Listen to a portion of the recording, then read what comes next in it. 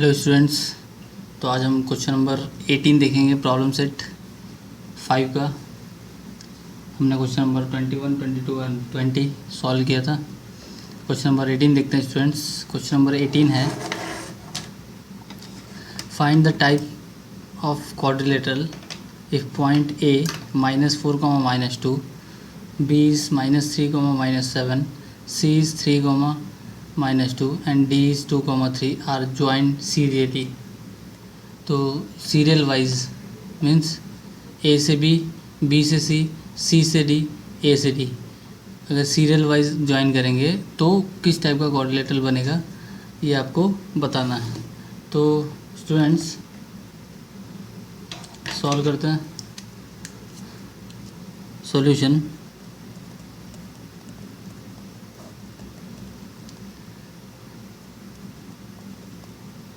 Slope of A B is equal to y2 minus y1 upon x2 minus x1, y2 minus y1 upon x2 minus x1।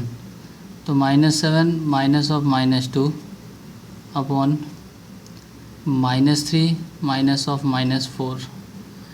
Students A B का coordinate देखते हैं। ए B का तो इसमें x1 ये हो जाएगा, y1 ये हो जाएगा, x1 हो जाएगा -4, y1 हो जाएगा -2, x2 हो जाएगा -3 और y2 हो जाएगा -7। तो y2 minus y1 means -7 minus of -2 upon -3 minus of -4।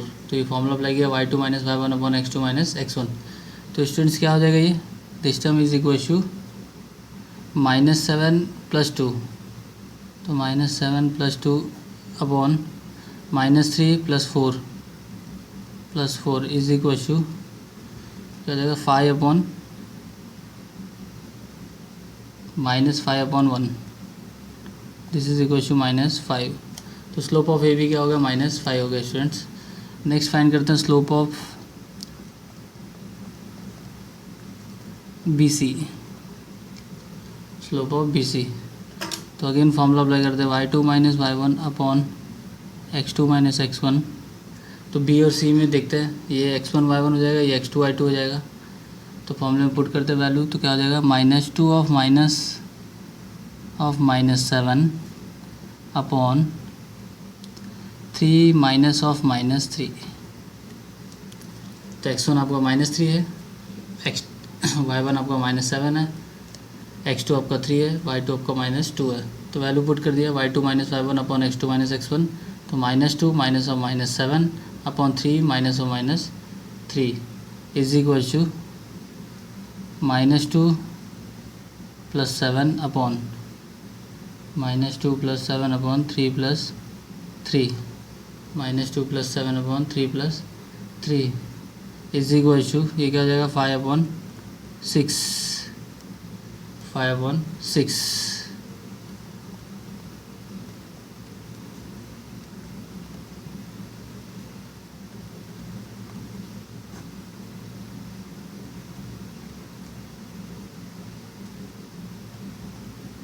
3 of minus of -2 is equal to 2 minus 3। 3 of minus of -2 upon 2 minus 3, 2 minus 3। तो क्या आ जाएगा ये 3 + 2 अपॉन 2 minus 3 आ जाएगा -1 -5। तो स्लोप ऑफ सी डी मिल गया। क्या मिलेगा, slope of C D. Then इसके बाद क्या फाइंड करना है स्टूडेंट्स, ए बी हो गए, ए से बी से सी और सी से डी पे गए। ठीक है, अब डी से किस पे जाएंगे, ए पे। तो slope of A D, slope of A D is equal to y2 minus y1 upon x2 minus x1। Again values put कर दे तो क्या हो जाएगा 3 minus of -2 upon 2 minus of -4 is equal to 3 + 2 upon 2 + 4 is equal to 5/6, 5/6। तो students अब अगर आप ध्यान से देखेंगे तो ए बी का स्लोप -5 मिला, सी डी का -5 मिला, बी सी का 5/6 मिला, ए डी का 5/6 मिला। It means slope of A B is equal to slope of C D, slope of B C is equal to slope of A D. इसका मतलब है slope of A B is equal to slope of C D is equal to slope of B C is equal to slope of A D. Sir इन दोनों का जो pair है इनका slope equal है। इसका मतलब क्या है students, line A B is parallel to line C D and line B C is parallel to line A D. तो लाइन ए बी और लाइन सी डी क्या हो गए, पैरेलल हो गए, और लाइन बी सी और लाइन ए डी क्या हो गए, पैरेलल हो गए। क्यों पैरेलल हो गए, क्योंकि स्लोप ऑफ ए बी और सी डी क्या है, इक्वल, और स्लोप ऑफ बी सी और स्लोप ऑफ ए डी क्या है, इक्वल। तो इसके बाद तो स्टूडेंट्स ये क्या है, अपोजिट साइड है ट्रायंगल, सॉरी क्वाड्रिलेटरल के। और अगर क्वाड्रिलेटरल के अपोजिट साइड पैरेलल होते हैं तो उनको क्या बोलते हैं हम लोग, therefore A B C D is parallelogram.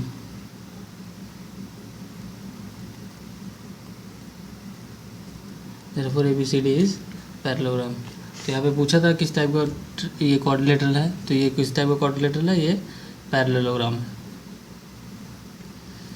Now students हमारा क्वेश्चन नंबर 19 देखते हैं। Question number 19, the line segment A B is divided in 5 congruent part. तो मतलब क्या, एक लाइन सेगमेंट बनाते हैं,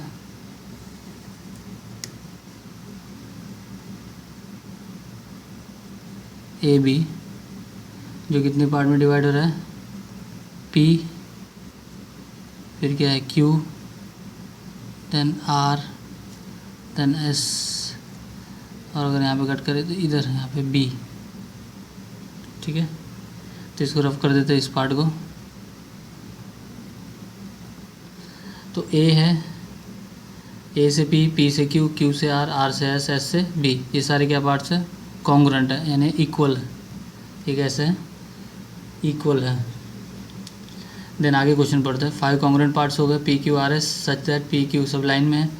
नाउ इफ़ पॉइंट क्यू कितना दिया स्टूडेंट्स, क्यू दिया हुआ है 12,14, point Q is 12,14, point S is 4,18,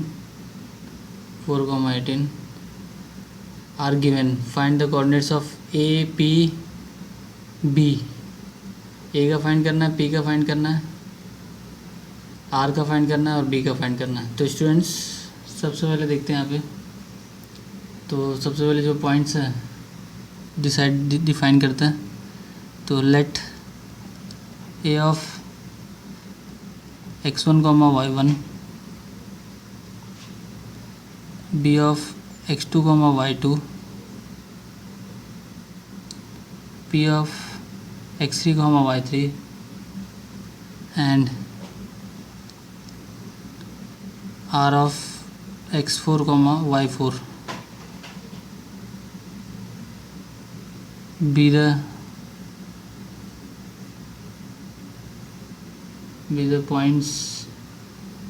the points। अब स्टूडेंट्स यहाँ पे देखिए Q और R में R जो है किसका, क्यू एस का क्या है, मिड पॉइंट है, क्योंकि दोनों इक्वल पार्ट में डिवाइड हो रहे हैं। तो देयरफॉर पॉइंट R, तो जो सबसे पहले पॉइंट R का वैल्यू फाइंड करना है, तो point R is midpoint of segment QS,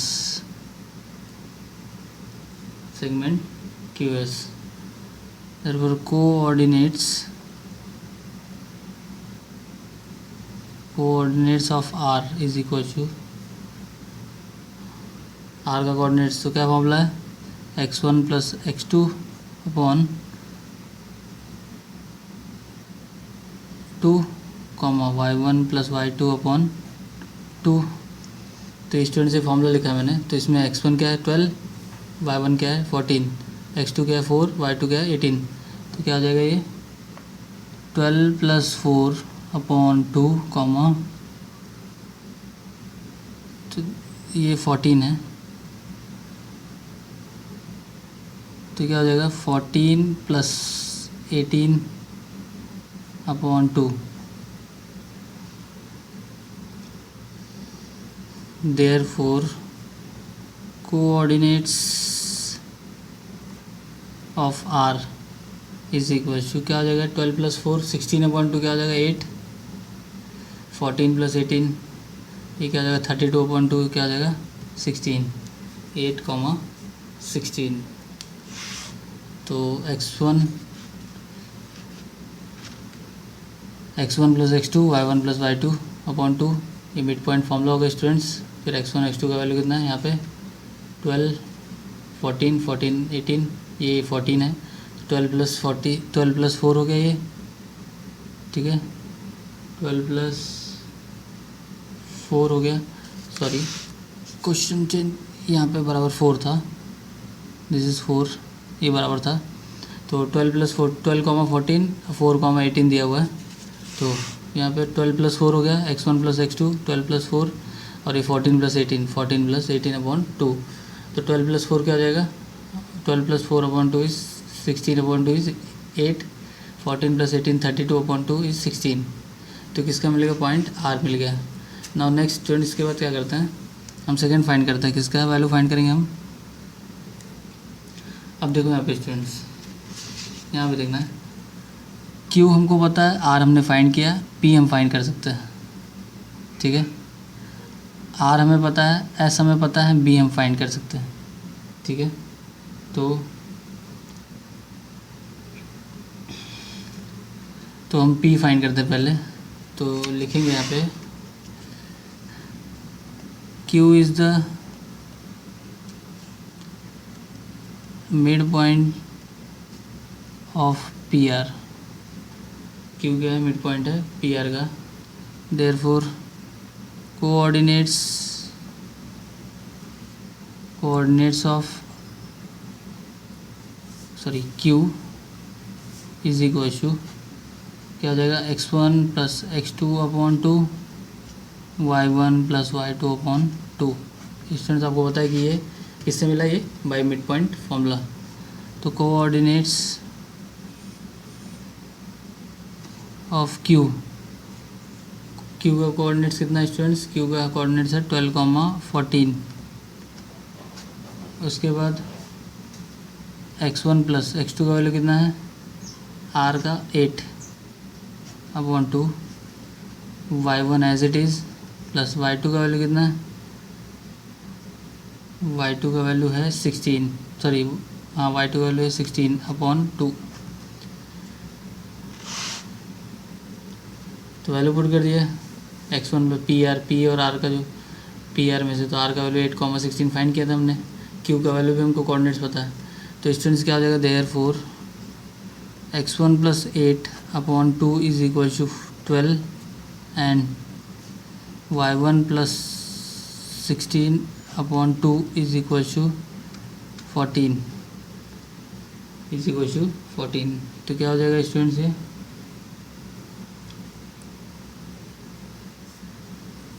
ये क्या हो जाएगा,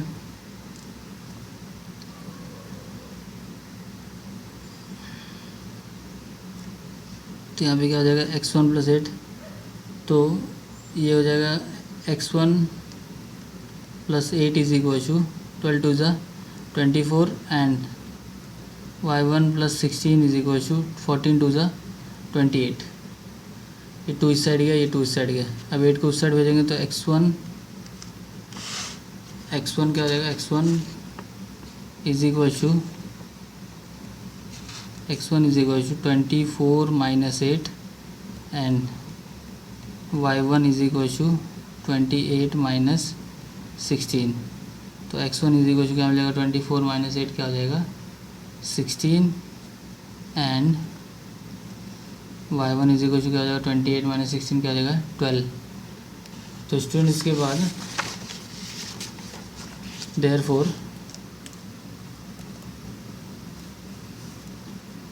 coordinates of P is 16, 12. Coordinates of P is 16, 12.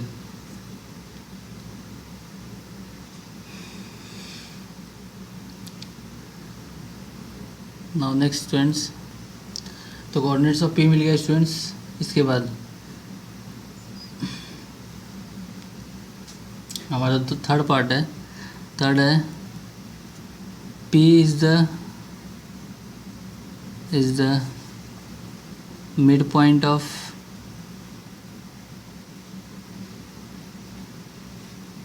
segment AQ. P is the midpoint of segment AQ. तो by midpoint formula,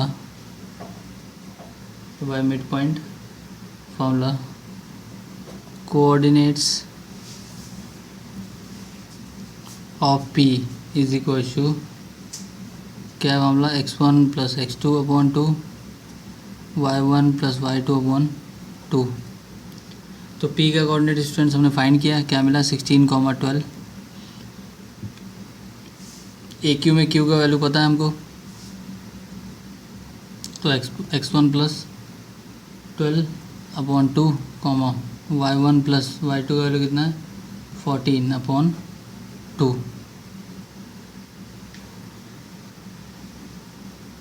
then students क्या करते हैं, कोऑर्डिनेट्स अगर इक्वल करेंगे तो क्या मिल जाएगा, therefore x1 plus 12 upon 2 is equal to 16, y1 plus 14 upon 2 is equal to 12। 2 को इस साइड भेजेंगे तो क्या हो जाएगा, x1 plus 12 is equal to 16 two ज़ा 32, 12 टू ज़ा 24, y1 plus 14 is equal to 24। Then इसके बाद स्टूडेंट्स क्या हो जाएगा, x1 therefore x1 is equal to 32 minus 12 and y1 is equal to 24 minus 14। तो क्या हो जाएगा, x1 is equal to 32 minus 12 is 20 and y1 is equal 24 minus 14 is 10। तो x1 is equal to 20 and y1 is equal to 10। Therefore coordinates of A is 20, 10. Coordinates of A is equal to 20, 10. 20, 10। तो ये A का coordinates हो गया। अब last हमारा क्या बचा स्टूडेंट्स, हमको फाइंड करना है किसका, coordinates for S। Point S is the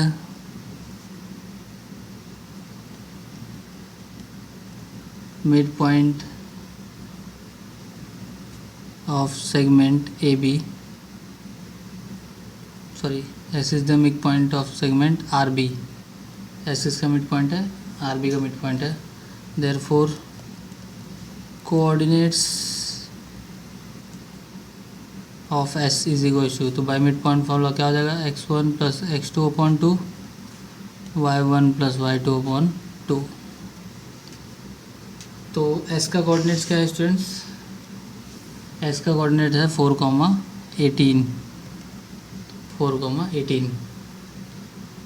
और हमने R का फाइंड किया था, तो R का कितना दिया हुआ है 8 plus x2 upon 2 16 plus y2 upon 2,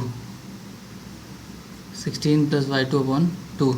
तो क्या हो जाएगा, therefore 8 plus x2 upon 2 is equal to 4 and 16 plus y2 upon 2 is equal to 18। तो 2 को उस साइड भेजा तो क्या हो जाएगा, ये students 8 plus x2 is equal to 8 and 16 plus y2, 18 two से क्या हो जाएगा, ये 36।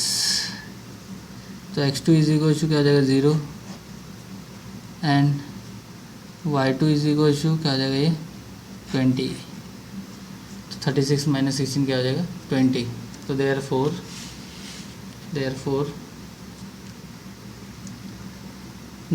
Coordinates of b is equal to 0,20। तो स्टूडेंट्स हमको b का मिल गया, हमको r का मिल गया, हमको a मिल गया, हमको p मिल गया। तो ये सारे पॉइंट्स हमको फाइंड करने थे, तो ये हमको मिल गए। तो सब जितने भी क्वेश्चन स्टूडेंट हमने सॉल्व किए, जितने भी पोर्शन हमने सॉल्व किए उस लाइन में जो अपने कॉन्ग्रुएंट पार्ट में डिवाइड हो रहे थे, सब में हमने यूज़ किया क्या, मिड पॉइंट फार्मूला यूज़ किया। तो आप अगर आपको पहले कोई दूसरा कुछ फाइंड करना हो तो आप सेक्शन फार्मूला भी यूज़ कर सकते थे, तो स्टूडेंट्स ये बहुत लेंदी क्वेश्चन था। यहाँ पे 5 कॉन्ग्रुएंट पार्ट में डिवाइड किया है, लेकिन इतना बड़ा ये बहुत लेंदी क्वेश्चन, इतने बड़े क्वेश्चन आते नहीं एग्ज़ाम में, बट दिया है तो सॉल्व करना होगा हमको। और बाकी एग्ज़ाम में आपको 3 कॉन्ग्रुएंट पार्ट है, 4 कॉन्ग्रुएंट पार्ट, इतना ही आएगा। तो ये आपका क्वेश्चन नंबर 19 था।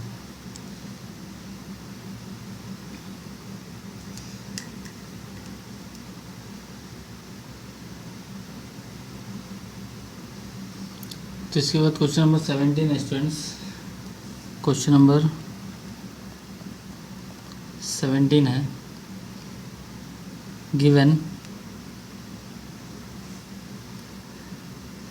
a of 4, -3, b of 8, 5, find the coordinates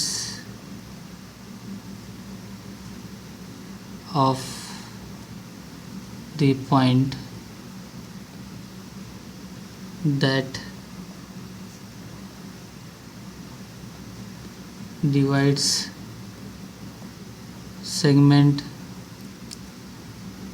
AB in ratio 3:1।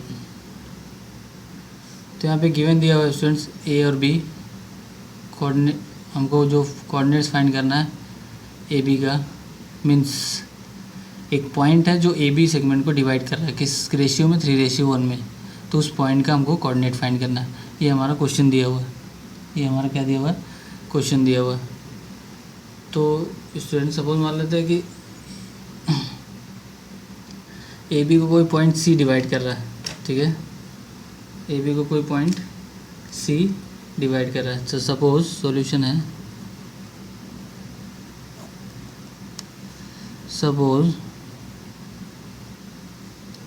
Point C divides segment AB in the ratio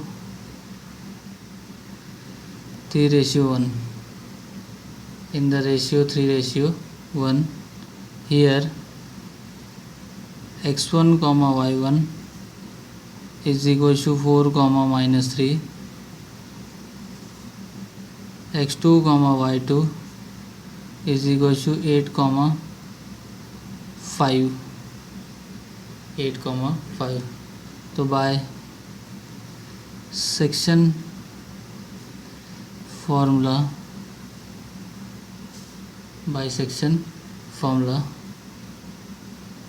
coordinates of C is equal to तो सेक्शन फार्मूला क्या है, mx2 + nx1 upon m+n, my2 + ny1 upon m+n। तो section formula से students ये formula है। तो value substitute कर देते हैं, हमको क्या फाइंड, कोऑर्डिनेट्स ऑफ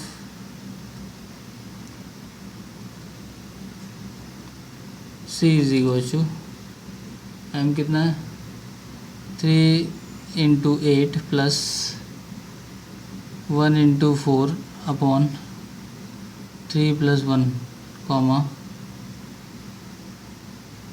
3 × 5 + 1 × -3 अपॉन 3 + 1।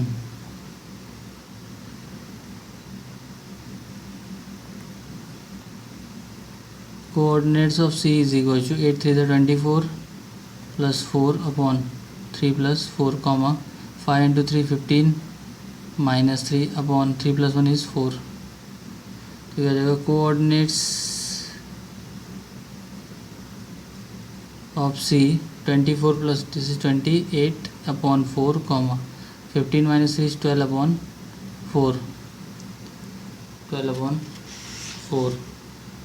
तो coordinates of C is equal 28 upon 4 comma 12 upon 4। Therefore coordinates C is equal to 4 से 28 को 4 से कैंसिल आउट करेंगे तो क्या मिल जाएगा हमको 7 कॉमा 4 कैंसिल आउट करेंगे तो क्या मिल जाएगा 3। तो 4 से 4 3 12। तो coordinates of C is equal 7 comma 3। तो ये स्टूडेंट्स हमको देयरफॉर कंक्लूजन क्या होगा स्टूडेंट्स? कंक्लूजन होगा इसका the coordinates of the point dividing segment AB in the ratio 3:1 are 7, 3 are 7, 3।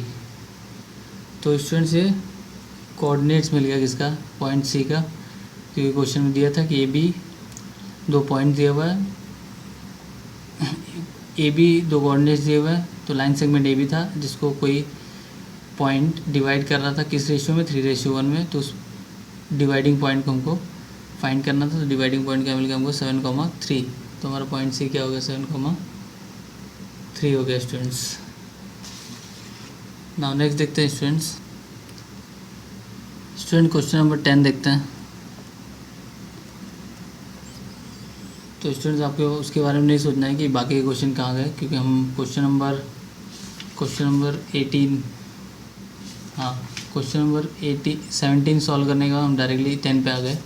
तो आपको उन 6 क्वेश्चन के बारे में नहीं सोचना है, वो क्वेश्चन मैं सॉल्व कराऊँगा। बट जो एक ही टाइप के यानी इजी क्वेश्चन, जो एक ही टाइप के यानी इजी टाइप के जो क्वेश्चन है वो मैं पहले सॉल्व करा रहा हूँ। तो क्वेश्चन नंबर 10 दिया है, show that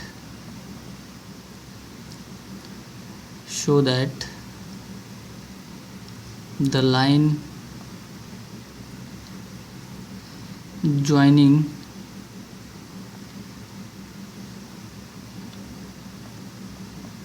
the points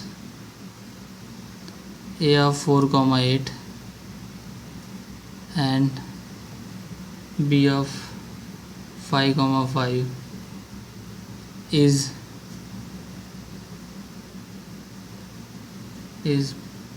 parallel to the line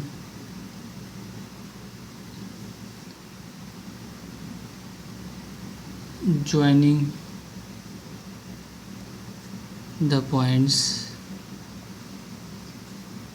C of 2, 4 and D of 1, 7 and D of 1, 7.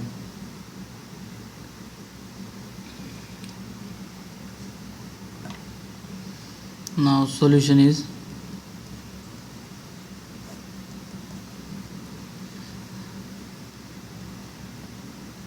slope of line AB. What is formula? y2 minus y1 upon x2 minus x1. तो slope of line का formula क्या है? y2 minus y1 upon x2 minus x1। Then slope of line AB is equal to 5 minus 8 upon 5 minus 4। तो 5 minus 8 क्या आ जाएगा? -3 और 5 minus 4 क्या आ जाएगा? 1। तो -3 अपॉन 1 क्या आ जाएगा स्टूडेंट्स? -3। देन इसके बाद फाइंड करते हैं slope of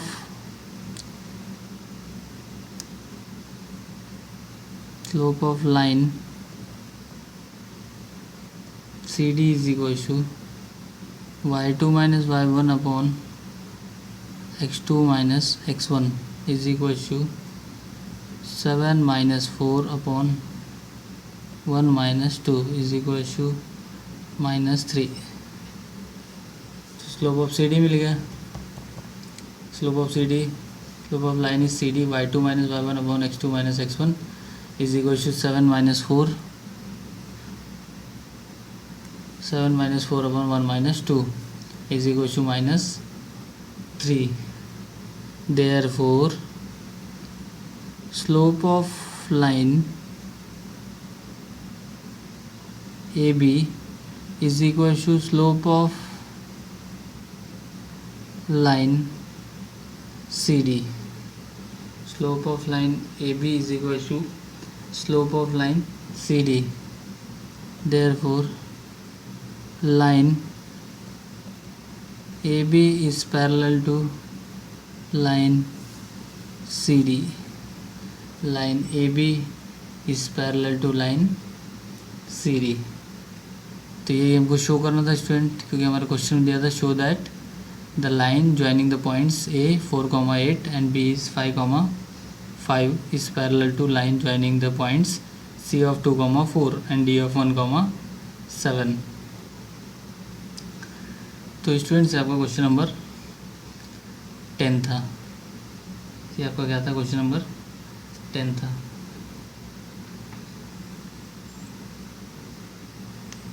now question number 9 देखते हैं स्टूडेंट्स. क्वेश्चन नंबर 9 दिया हुआ है.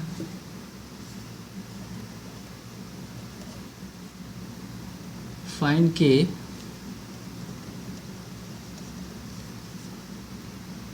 if the line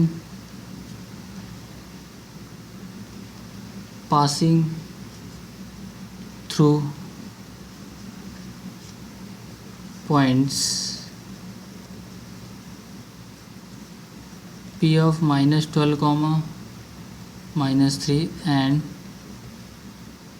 Q of 4 comma K has slope 1 upon 2. has slope 1 upon 2. तो P और Q दो पॉइंट है, पासिंग थ्रू पॉइंट्स है, उसका स्लोप कितना है स्टूडेंट्स? 1 upon 2. तो स्लोप ऑफ लाइन सॉल्यूशन